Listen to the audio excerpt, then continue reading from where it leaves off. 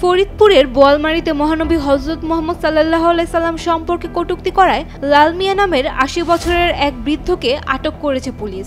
মঙ্গলবার বিকেলে তাকে আদালতের মাধ্যমে জেলহাজতে পাঠানো হয়। তিনি উপজেলার ঘোষপুর ইউনিয়নের চর ঘোষপুর গ্রামের মৃত আব্দুল হামিদ মোল্লার ছেলে।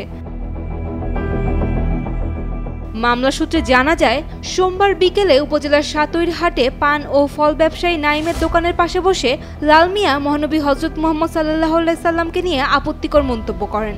ঘটনাস্থলে উপস্থিত অনেকে এ ধরনের মন্তব্য শুনে ক্ষিপ্ত হয়ে পড়েন। পরে তিনি হাট থেকে পালিয়ে বাড়িতে আশ্রয় নেন। ঘটনার বাদী নাসিম রহমান জানান, লাল মিয়া উনি আমাদের নবীজিরে নিয়ে কটূক্তি করছে, সেটা একেবারে বাজে ভাষা ইউজ করছে। আমাদের নবী, আল্লাহ মাফ করুক, আমাদের নবী নাকি 12 বছরের উলঙ্গ নারী নাচাইতো। গ্রামবাসী জানান, ধর্মপ্রাণ মুসলমানরা মহানবী ও ইসলামকে নিয়ে কটূক্তি মেনে নেবে না। তারা আদালতের মাধ্যমে লাল মিয়ার দৃষ্টান্তমূলক শাস্তি দাবি করেন। এর যে আইনের আওতায়, মানে আমাদের হিসেবে তো তার মৃত্যুদণ্ড হোক, আর আইনের আওতায় যে সব সাজা হয় সেই সব সাজাটাই আমরা চাই। ধরনের মানে শৃঙ্খলা বিশৃঙ্খলা কথাবার্তা আর যেখানে সেখানে না হয়, এই কূটনীতিক কথাবার্তা যাতে আর না হয়, ইসলাম নিয়ে কোনো কথাবার্তা আর এইভাবে না হয়।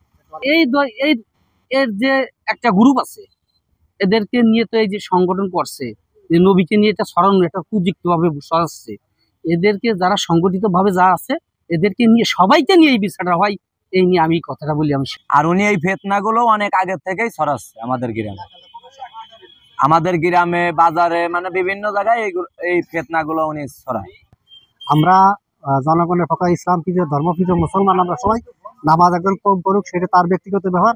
তবে নবীর বিরুদ্ধে, কোরআনের বিরুদ্ধে, আল্লাহ বিরুদ্ধে কেউ কথা হবে, এই যে বাংলাদেশের জনগণ মুসলমান কমপক্ষে মেনে নেবে না।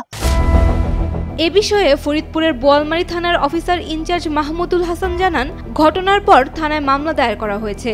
আসামিকে এরই মধ্যে আদালতে চালান করা হয়েছে। Saim Akter, Daily Sun.